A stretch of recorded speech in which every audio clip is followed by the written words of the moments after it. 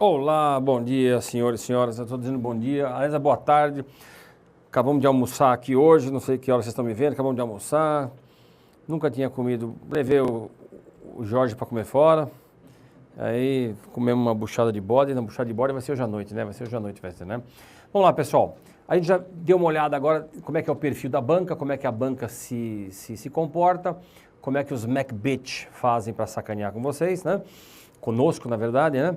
Então eu queria agora começar a fazer o primeiro texto, com muito vocabulário, leitura. Sugiro que vocês sempre... Aliás, eu vou mostrar um negócio para vocês, que eu quero que vocês façam o seguinte, veja.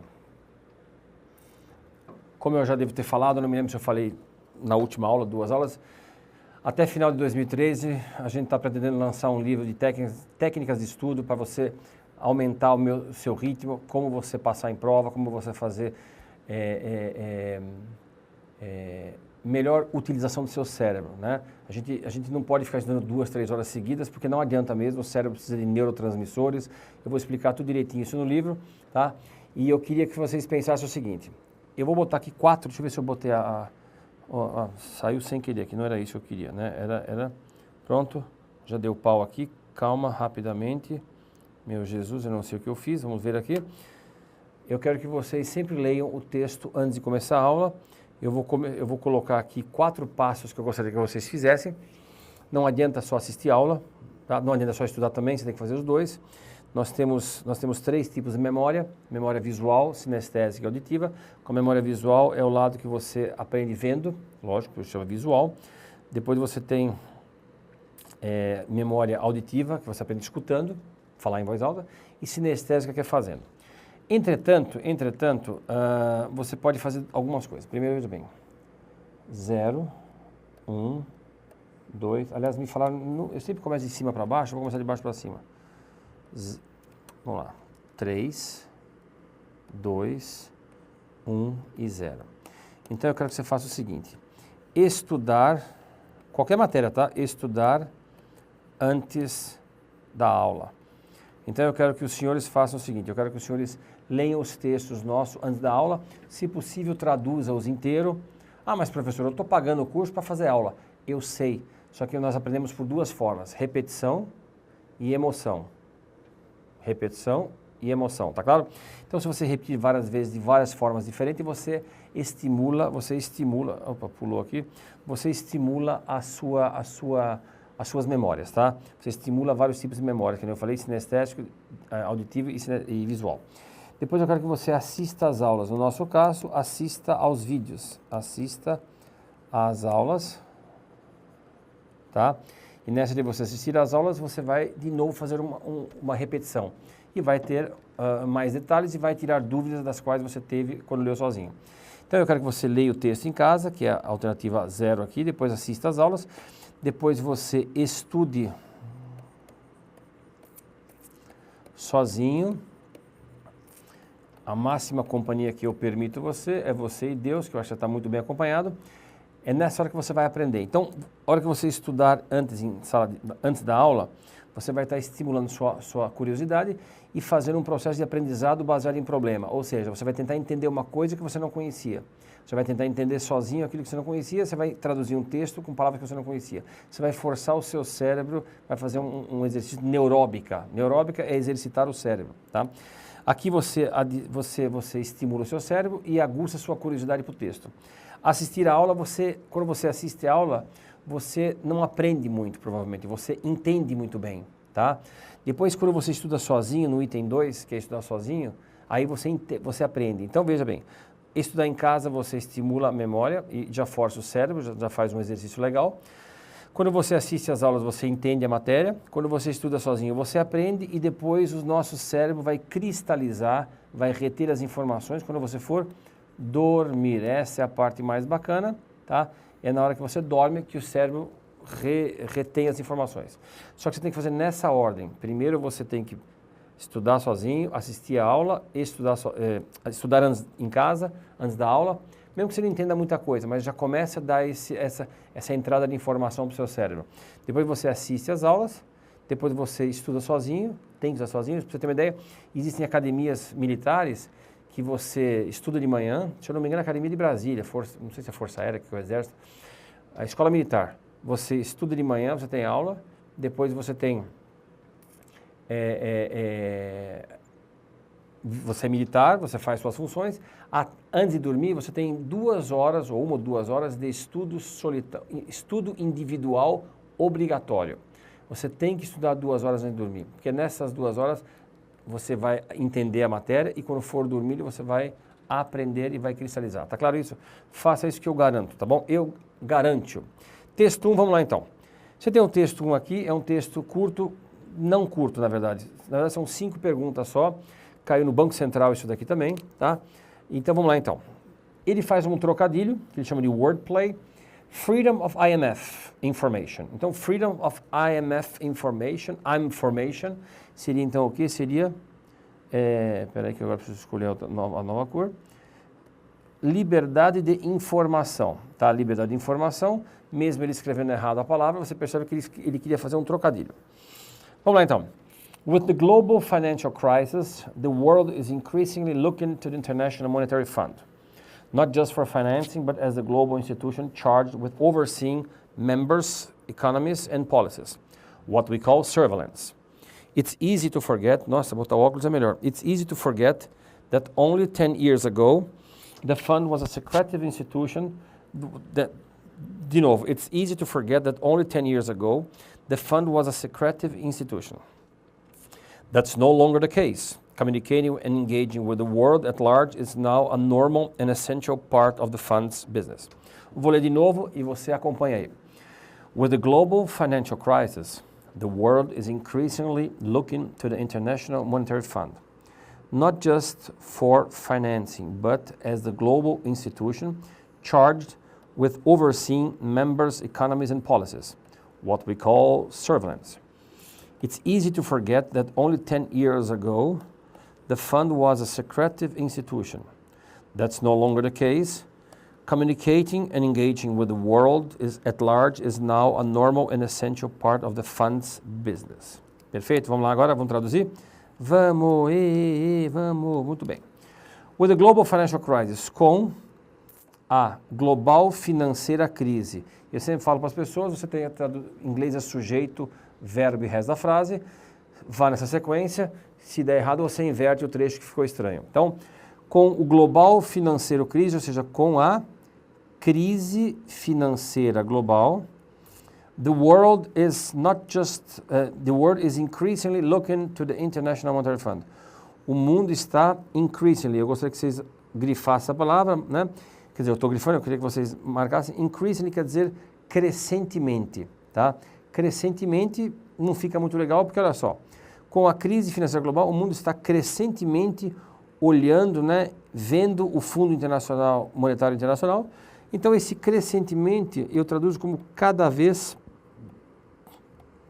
mais, tá? Então, com a crise financeira global, o mundo está cada vez mais olhando para o Fundo Monetário Internacional, not just for financing, não somente por financiamento, mas como a instituição global charged with é incumbida de overseeing, de supervisionar políticas e economias dos membros. Tá claro? Então ficou como? With the global financial crisis, com a crise financeira global, deixa eu apagar para a gente sempre fazer isso, eu quero que vocês repitam exaustivamente tudo que vai ser sempre dito aqui. Com a crise financeira global, o mundo está cada vez mais olhando para o FMI, not just for financing, não somente por financiamento, mas como a instituição global incumbida de supervisionar as políticas e economias dos membros, no caso seria os países membros. What we call service, o que nós chamamos de vigilância ou, mais precisamente, nós chamamos de monitoramento. It's easy to forget that only 10 years ago, é fácil esquecer que somente 10 anos atrás o fundo era uma instituição secreta. That's no longer the case. Isso não mais é o caso. That's no longer, quer dizer, não mais. Não mais é o caso. Communicating and engaging with the world. comunicar-se e se engajar com o mundo, talvez engajar com o mundo não seja a palavra mais certa, tá? Seria ligar-se ao mundo, tá?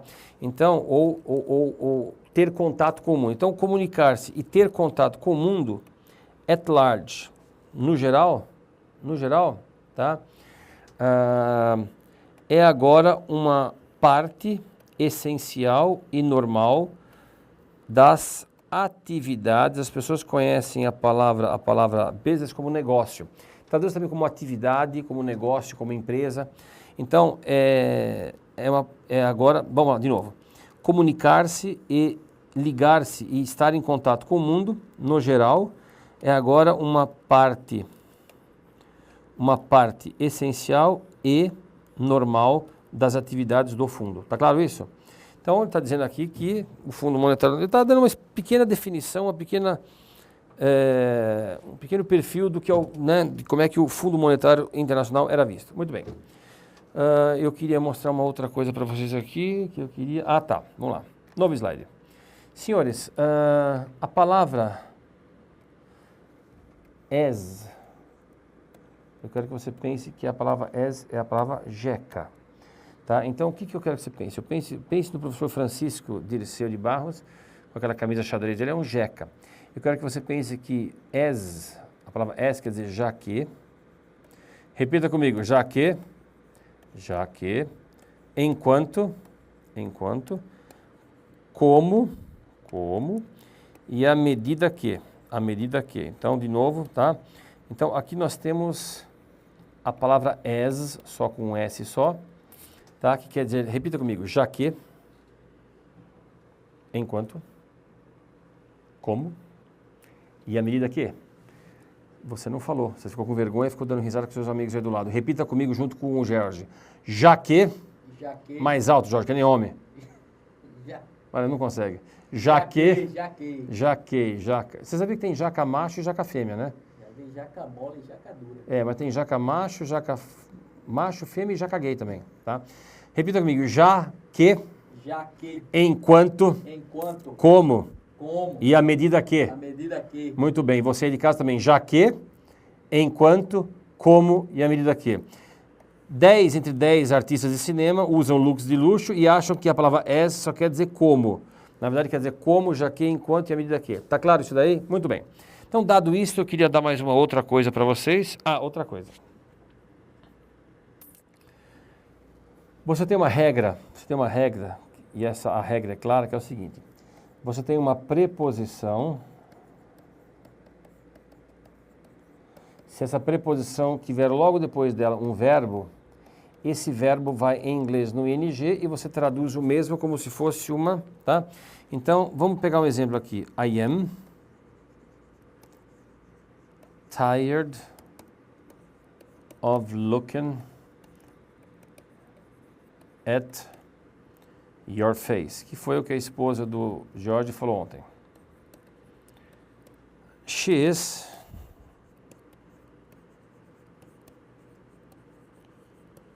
interested in learning English, tá? Então, volto a frisar, essa é uma das regras. Aqui eu coloquei todas as regras aqui, eu acho que você deveria pegar esse livro. O que é essa regra? O que está escrito aqui? Eu estou cansado de olhando para sua cara. Fabiana, que é a esposa desse menino, que depois que ela saiu da bebedeira, ela viu com quem que ela casou, né? Parou de usar umas drogas aí, ela falou, puta que pariu, o que eu casei? Vamos lá assim, eu estou cansado de olhando para sua cara? Não, eu não estou cansado de olhando para sua cara, eu estou cansado de olhar para sua cara. Esta preposição faz com que o próximo verbo esteja na sua forma do infinitivo, do gerúndio, né? Do ing, mas você vai traduzi-lo como se fosse o infinitivo. Então, na prova você vai dizer assim, eu estou cansado de olhando para a sua cara, aí você vai, eu estou cansado de olhar para a sua cara, tá? Agora você sabe por quê. She's interested in learning English, ela está interessada em aprendendo inglês ou em aprender? Em aprender, professor. Eu aprendi isso agora. Quando tem uma preposição, o verbo vai no gerúndio e você traduz como se fosse infinitivo. Então, ela está interessada em aprender inglês. Perfeito isso? Por que eu estou dizendo isso? Porque aqui eles usaram, deixa eu usar um marca-texto aqui, eles usaram a preposição with e o ing está aqui, ó. Tá vendo isso aqui? Então, por isso que eles usaram.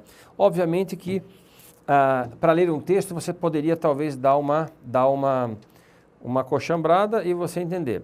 O problema é que se o Sesgran-Hill fizer uma pergunta que você ativamente tenha que usar esse conhecimento. Ou seja, no texto, cabe ao autor, o cara que escreveu o artigo, a escrever direito e você a ler. Mas eles podem pedir também alguma coisa no seguinte sentido. Olha, na frase tal do texto, coloca essa frase. Foi usado o verbo no gerúndio. Qual das alternativas abaixo utiliza a mesma regra utilizada no texto? Agora você sabe que tem essa regra, tá claro isso? Muito bem. Então vamos rapidamente agora de novo. Agora eu lembrei que quando você faz coisas assim você não consegue. Ah, beleza, hein? Beleza, então vamos lá então. Agora rapidamente de novo. E eu quero que vocês sempre traduzam várias vezes o mesmo parágrafo.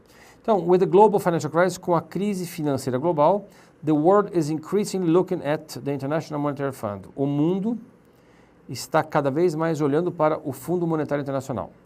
Not just for financing, não somente por financiamento, but as the global institution charged, mas como a instituição global incumbida de supervisionar members' economies and policies, políticas e economias dos membros. What we call surveillance, o que nós chamamos de surveillance, o que nós chamamos de monitoramento. It's easy to forget, é fácil se esquecer que, somente 10 anos atrás, o fundo era uma instituição secreta. Secreta, tá? That's no longer the case, não é mais o caso. Communicating and engaging with the world, comunicar-se e ter contato com o mundo, at large, no geral, é agora uma parte essencial e normal das atividades do fundo. Tá claro isso? Beleza. Acho que não tem mais nada que eu não me lembro. Vamos lá então. Vamos lá. Estou partindo do pressuposto que você está lendo em casa. The IMF today is a very open institution. The vast majority of our reports are published. Vou fazer que nem na televisão. The IMF today is a very open institution. The vast majority of our reports are published. The public can search the IMF's archives, and we are making lots of efforts to reach out to external stakeholders. Oh, peraí, que pulou aqui. O que eu fiz aqui? Tá? Vou falar de novo, peraí. And we are making lots of effort to reach out to external stakeholders. Vamos lá. O FMI hoje é uma instituição muito aberta. The vast majority, a grande maioria, a esmagadora maioria de nossos relatórios são publicados. E aqui eu queria chamar a atenção. O que o Sesgran-Hill pode fazer com os senhores? Como já fez em outras ocasiões, não o Sesgran, foi a VUNESP que fez uma pergunta assim uma vez. Quem está falando, quem está narrando esse texto? É uma pessoa de dentro do FMI. Por quê? Olha só. O FMI today is a very open institution. É uma instituição muito aberta. The vast majority, a grande maioria de nossos relatórios são publicados. Então, quando ele fala a maioria dos nossos relatórios são publicados, isso quer dizer o quê? Que são nossos é porque ele está dentro do FMI, tá? Poxa, mas será que alguém pode perguntar isso? Pode, e eu acho que deveria até. Por quê? Para mostrar que você está ligado no texto. Lembra que eles estão querendo saber se você é uma pessoa esperta, não só que sabe inglês, tá? Vai ter muita gente que sabe inglês, mas não consegue tirar as informações. The public can search, o público pode procurar os arquivos do FMI. And we are making, nós estamos fazendo lots of. Lots of é a mesma coisa que a lot of, daqui a pouco eu ponho isso. Muito esforço para reach out, para alcançar os stakeholders externos. Agora vamos fazer aqui um parênteses. Primeiro, duas coisas. Marca aí isso daqui, pessoal.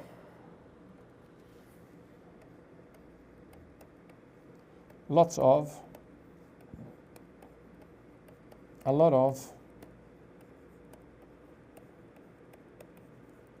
a slew of, an awful lot of,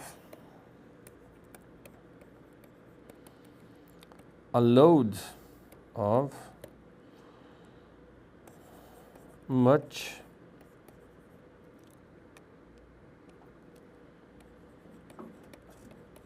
many. Eu vou tirar o much many por enquanto, que much many, todos esses que estão aqui, tá, querem dizer ou muito, ou muita, ou muitos, ou muitas, tá? Isso quer dizer o quê? Muito, muita, muitos, muitas. Que isso daqui tem a mesma ideia de muito, muitas, muitas, muitas. Então você não vai ficar desesperado, tá? Much, você aprendeu que era para incontável e many para contável, tá? Não vou abordar isso daqui, eu aconselho você pegar um livro de gramática que fala isso rapidinho, porque tem umas tabelas, uma série de coisas, que no vídeo aqui fica meio... Eu não vejo César Graham Hill perguntando a diferença dos dois, tá? Eu acho que ninguém vai perguntar uma diferença dessa. Você vai usar melhor o much, o many, assim por diante, tá? De qualquer maneira, eu acho que esse você não conhecia, esse você não conhecia e esse você não conhecia, tá? Deixa eu só verificar uma coisa aqui, que, de novo, eu apertei errado. Tem dois computadores na frente do loiro, né? Deixa eu ver se está... É isso mesmo, quer ver? Tá. Não, é só o load mesmo. Então, tudo isso quer dizer muito, muitas, muito, muita, muitos, muitas, tá claro? Vamos lá, então. Voltando aqui, opa, errei aqui de novo, tem que apagar esse negócio aqui, porque quando você faz uma modificação, beleza. Não era esse. Tá, beleza. Então, veja o que acontece. Muito bem. De novo, tem mais um aqui, espera um pouquinho, pessoal, já vou desligar esse negócio aqui. Tem que apagar isso daqui porque é ruim para visualizar. Vamos lá. Então, hoje em dia, o FMI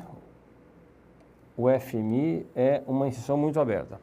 A vasta maioria de nossos relatórios são publicados. The public can search, pode buscar, pode procurar os arquivos do FMI. E nós estamos fazendo um baita esforço para alcançar os external stakeholders. Então, eu queria explicar rapidamente. Existe uma expressão em inglês que é at stake, que está em jogo, em risco, tá? Então, veja o que acontece. Senhores, muitas pessoas conhecem a palavra stakeholder e elas traduzem stakeholder como se fosse investidores. Não é investidores, tá? Essa palavra é nova. Então, é o seguinte, eu tenho 5 milhões de dólares e o George tem mais 5 milhões de dólares, tá? Nós temos 10 milhões de dólares e queremos montar um negócio. Então, muito bem. E tem o João Antônio com mais... Bom, o João Antônio, se nós temos 5, o João Antônio tem 200 milhões de dólares, tá claro? Muito bem. O que vai acontecer? Junta-se nós três, vamos montar uma empresa, vamos, tá bom, vamos montar uma empresa, joia. Nós temos que botar dinheiro, tá, mas nós temos que também contratar uma empresa de segurança patrimonial, guarda, vigilante e tal. E aí tem o Stenberg, que tem essa empresa. Então, o Stenberg não é investidor, ele tem uma empresa de segurança patrimonial. A esposa de João, como é que ela chama? Ana, né? A esposa de João vai lá e tem também uma empresa de mão de obra terceirizada, copeira, faxineira, pessoal de limpeza. Então, nós vamos contratar essa empresa para fazer a limpeza da nossa empresa. E assim vai. Então, o Jorge e o João Antônio, nós somos os investidores. Nós não queremos que isso dê errado, porque nós vamos perder dinheiro. O Stenberg, que tem uma empresa de patrimônio, de segurança patrimonial, também não quer que a empresa perca, não dê certo, porque ele está interessado nisso. A mulher, a Ana, também não quer. O governo não quer que a nossa empresa dê errado, ele quer que dê certo, por quê? Porque ele quer cobrar os impostos da gente. Então, stakeholders são todas as pessoas que têm interesse que um negócio dê certo. Não é só investidor. Tá? Muitas pessoas pensam que é só investidor. Lógico que os investidores são os que mais têm interesse. Tá? Então, o que ele está dizendo aqui? Então, até o governo é investidor, até o governo é um stakeholder. Outro dia um aluno meu me falou que existe, parece, eu não tenho certeza, negative stakeholder, que são os stakeholders negativos, aquele pessoal, é o concorrente, por exemplo. Esse é um cara, né, talvez, eu não sei se essa expressão existe, mas faz sentido, né, é um cara que não quer que eu dê certo, que nós não dê, né, que a gente não dê certo, porque senão nós vamos pegar o mercado dele. Então, vamos lá, então. Então, nós estamos fazendo um baita esforço para alcançar os interessados externos, então, do FMI, Tá? Vamos ver o que é isso. The benefits of this increased transparency, both for the fund surveillance and lending activities, are indisputable. Transparency allows us to engage with the public and to build a broader understanding and support of what we do. Então, vamos lá, os benefícios desse increased bota aumentado, bota maior. Traduz como se fosse maior. Os benefícios desta maior transparência, tanto para a vigilância do fundo, para o monitoramento do fundo, e atividades de lending, to lend é emprestar para, eu vou abordar isso depois. Então seria o seguinte, os benefícios desta maior transparência, tanto para o monitoramento do fundo, quanto atividades de financiamento, de empréstimo, são indiscutíveis. Transparency allows us to engage with the public and to build a broader understanding and support of what we do.